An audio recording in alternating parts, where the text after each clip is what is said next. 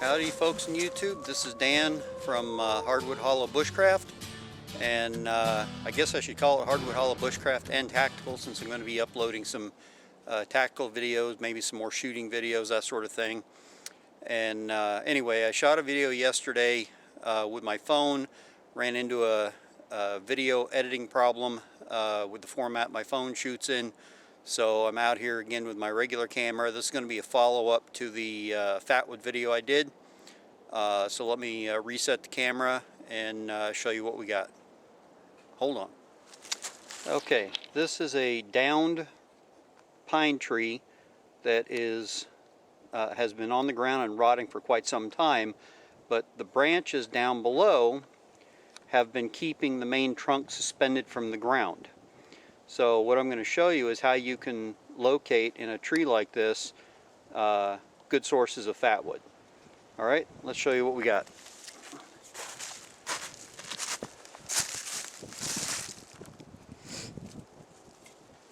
Now this branch right here that I'm going to show you, I broke off yesterday, and everything you see up here in this area, some of this is rotten, but you break away that rotten stuff and the rotten stuff will break away easily. But when you start getting into the stuff where there's more,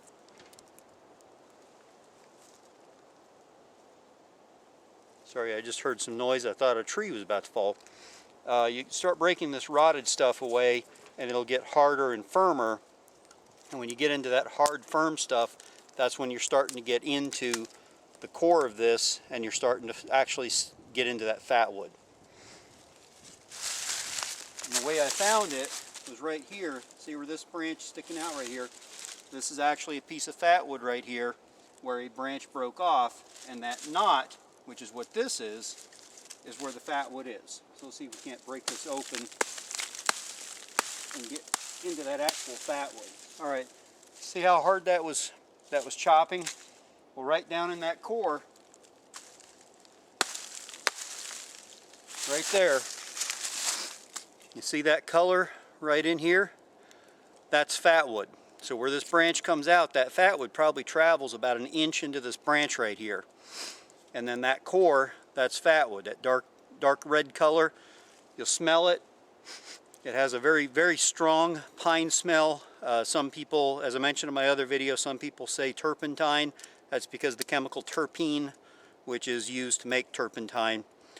Really, I just get a very strong pine smell. Maybe it's the type of pines I have here, which are mostly bull pines here in Virginia. So there's one place you can find it, and an easy way to find out if you're going to get fatwood out of it is grab the branch on a rotten tree like this and break it off. And if you get that whole knot that breaks off with it, very, very good chance there's fatwood inside there.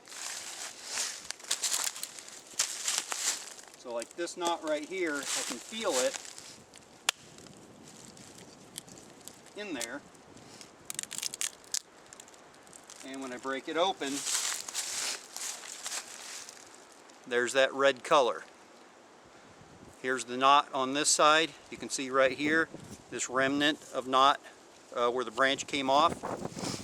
And then inside is that red color. There is a little bit of water moisture in here, but believe me, that is fatwood in there. You can definitely smell it. Now this branch right here, this knob, probably has quite a bit of fatwood in it also. See all that rotten stuff breaking away? There went that knot. That was what I actually showed, where I sawed that off with my Leatherman tool, and you can see that deep dark color in there.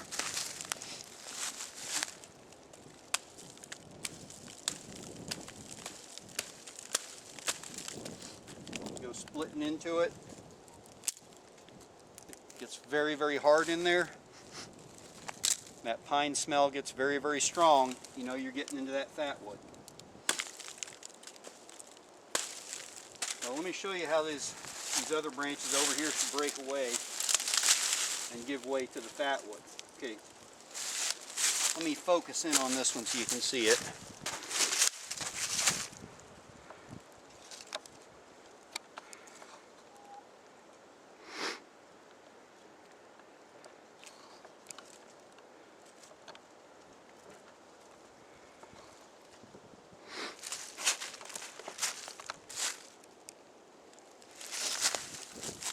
Alright, this knot right here, this branch, see how I'm wiggling it?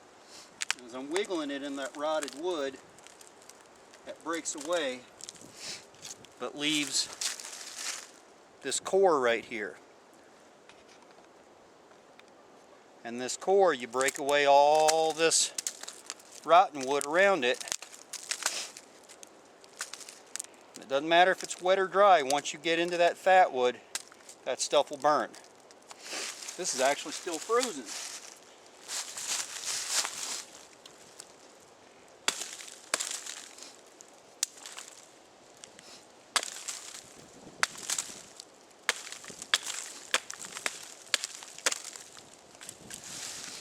There you go. Get it to focus in there. And you can see that beautiful color in there. And that beautiful color is the fatwood right there. All that in there, you'll get that smell. Now when it's frozen, it doesn't smell as strong, but put a little heat to it and you'll smell it really strong. So that's how I'm finding it out here on this dead trunk. Let me grab another branch here up higher, a little bigger one. See if we can't break some more off here.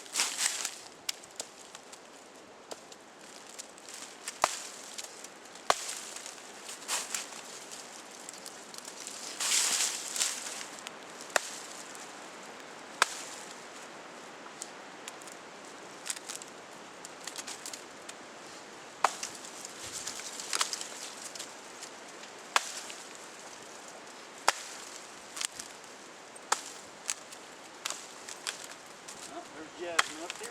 Ah, there we go.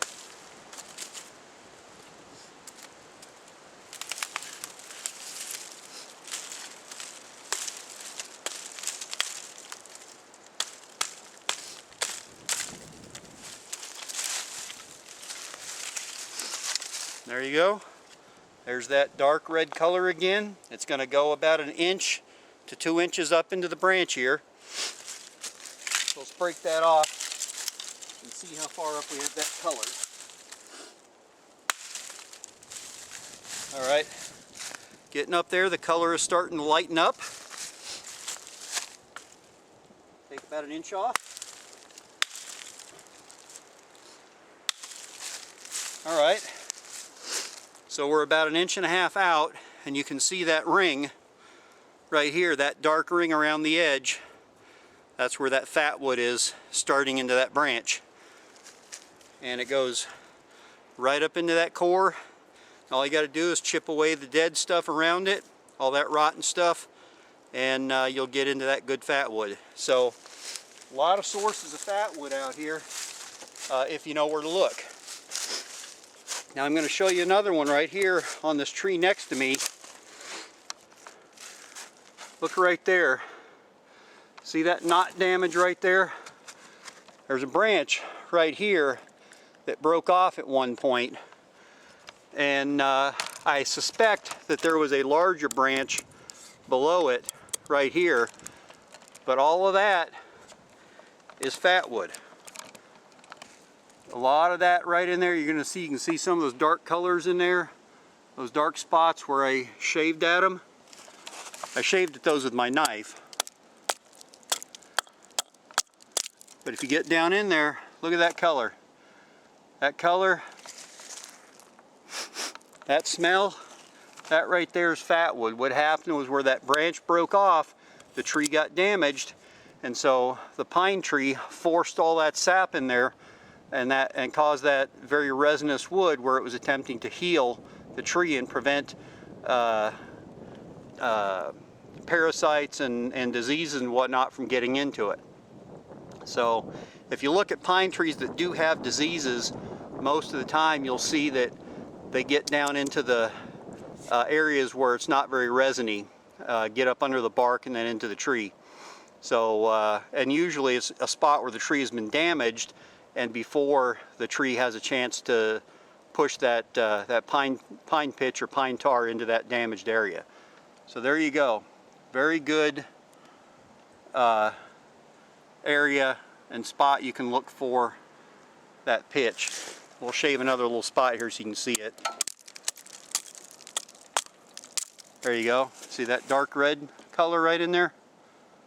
That's what it is. All that noise I'm hearing is actually these trees rocking back and forth up here in the wind, and they're clanking against each other. That's what made me think something was about to fall, but it was just the two trees hitting each other when the wind blew them. So anyway, there's your Fatwood lesson for the day and the follow-up to my Fatwood video that I already posted, which is identifying and harvesting Fatwood in the wild. So here's just one more way you can do it. Again, we'll go ahead and pop the camera off and give you a little bit closer look at what the trees look like. You can see this down tree. It was actually split a bunch of it, but that end was cleanly sawn. I cut that tree down myself when I was cutting this trail through the woods a few years ago, and getting a lot of good Fatwood out of here. Actually, just noticed there's a grub worm in there of some kind, and these rotten trees are also a good place to find grub worms. So if you got a place to fish, then you can gather some worms up. That's potentially a grub worm, maybe a termite or something like that.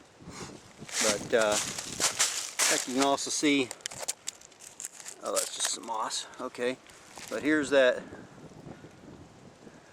branch where I had started to cut around it.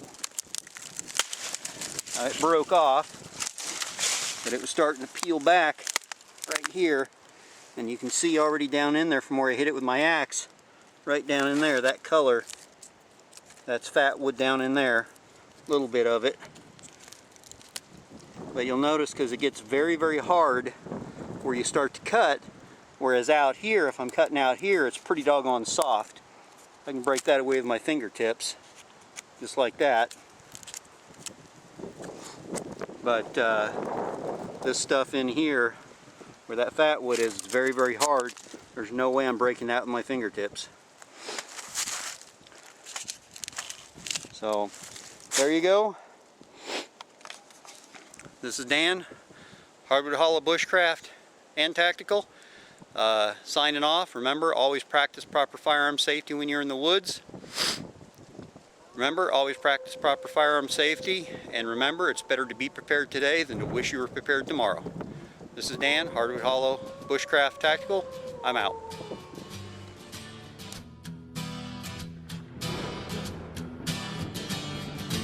Storm clouds are building above the timberline.